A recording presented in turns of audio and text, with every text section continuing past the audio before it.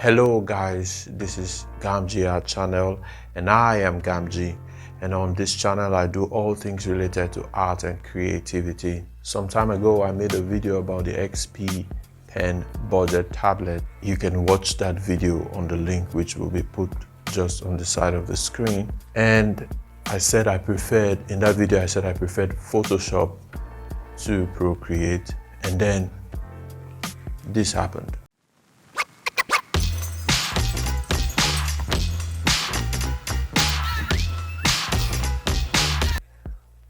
Procreate team released the Procreate 5.2 update in November 1st of 2021, and I think I had to eat my words.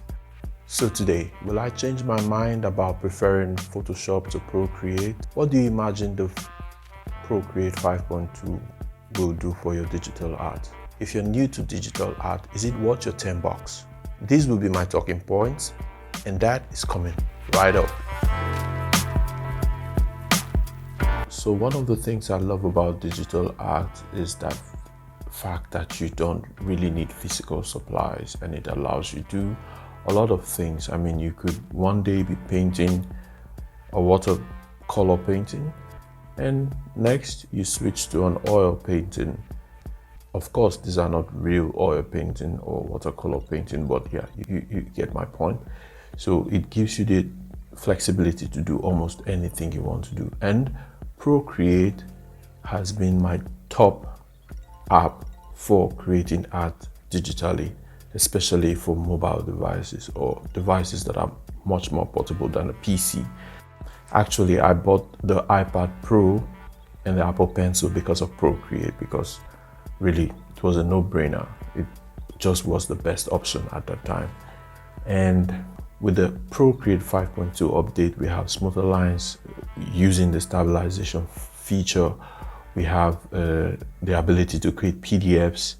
We also have the recent brushes, so you could open an artwork and see all the brushes which you used in an artwork, which is really handy. And also you could also create like a memory log for your brush tip sizes. So this is really great.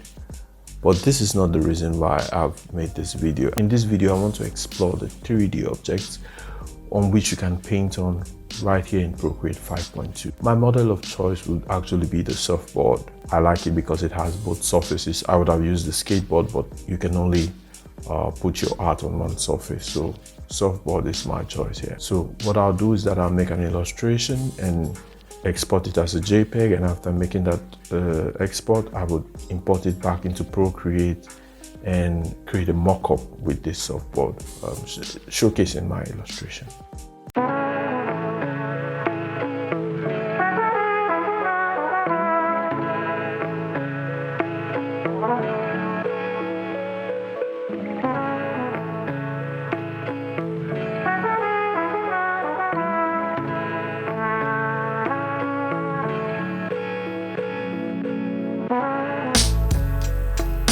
So here I'm trying to showcase this feature where you can select the size of your brush and then save it. So you see there is a minus and plus sign right there. When you click, you can, with the minus sign, remove. With the minus sign, you can remove the memory, and with the plus sign, you can add the memory. So you have the actual brush tip sizes. Every time you select the brush, it shows you this different points where it's been selected or saved as a log. So it means you can always have access to the same size tips all through your drawing, depending on how you make your detailing.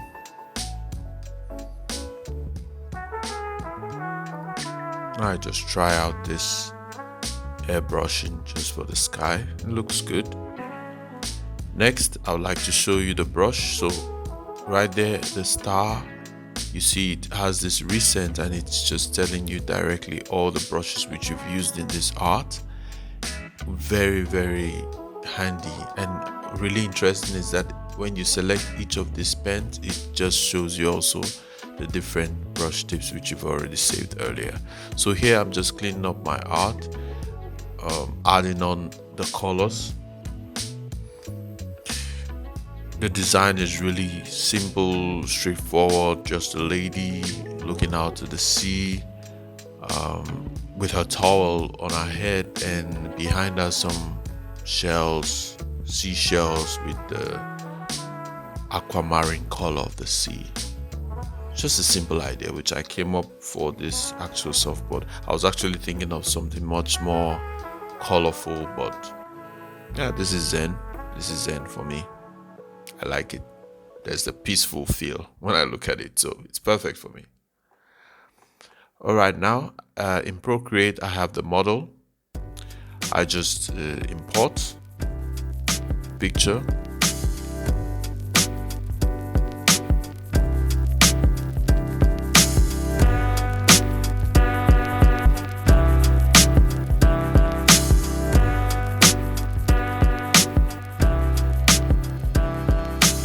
place it on your 3D object, scale it as you would like it to be. I mean, depending on how wide or how large or which components of the design you would like to highlight. Here I would like to see the lady's face really prominent at the front side of the softboard.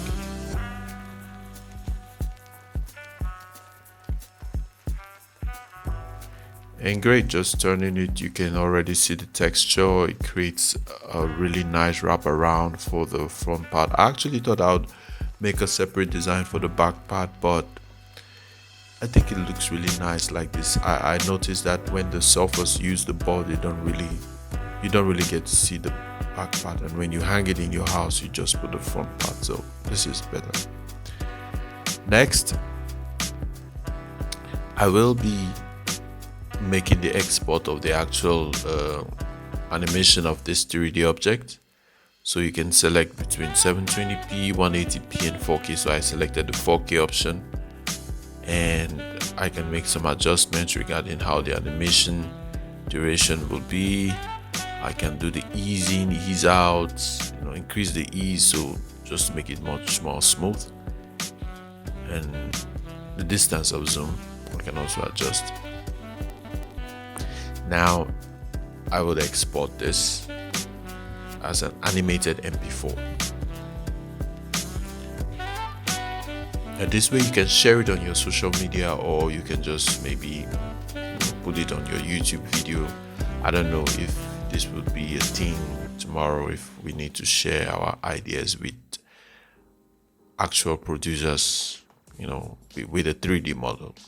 Maybe, I don't know. But this is a nice way to show exactly how you want it to look. It's really nice. I really like what Procreate has done here with this.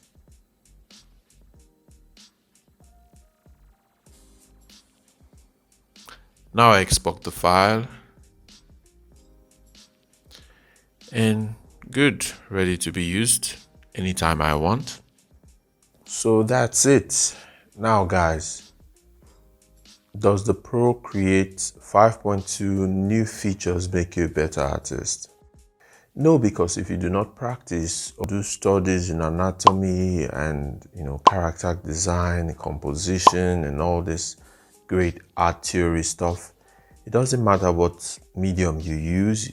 Even if you use the best of the digital apps out there or the best tablets, it doesn't matter. It doesn't make your art better. But I would recommend for you, if you would like to learn, I'm not the best of teachers on YouTube, but I have a few YouTubers who I follow. Procreate TV is really a great one you should check out. And Marco Bucci, who I follow on Instagram, also known with the name Bucci Blog, is really a great one to check out on YouTube. They have wonderful YouTube tutorials, and even Procreate has a Procreate TV where they have actual courses, so you can take that. So is it worth your $10? Actually, it's not $10.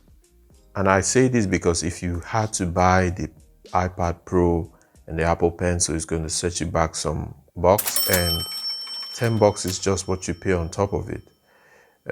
For example, if you already have a PC and you already had Photoshop running on it, I think it's much more cheaper for you to just go get a tablet, like the one which I reviewed in my last video. But for Procreate is really wonderful. And if you already have the iPad Pro and the Apple Pencil, then it is definitely worth your $10. So you can go ahead and get it. And so do I change my mind about Procreate and Photoshop? In reality, it's not apple to apple comparison, so it doesn't make sense. But anyway, I just spoke in my last video out of my personal experience when I compare the output from Procreate and Photoshop, and I lean more towards Photoshop.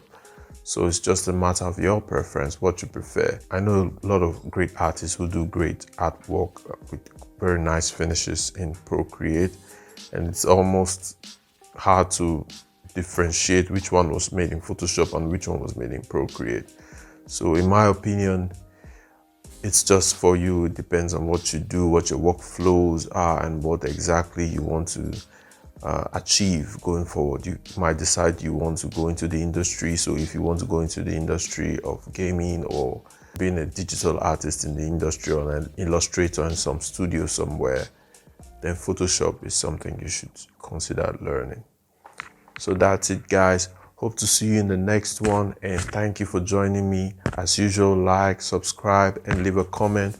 I love hearing from you guys, and see you on the next one.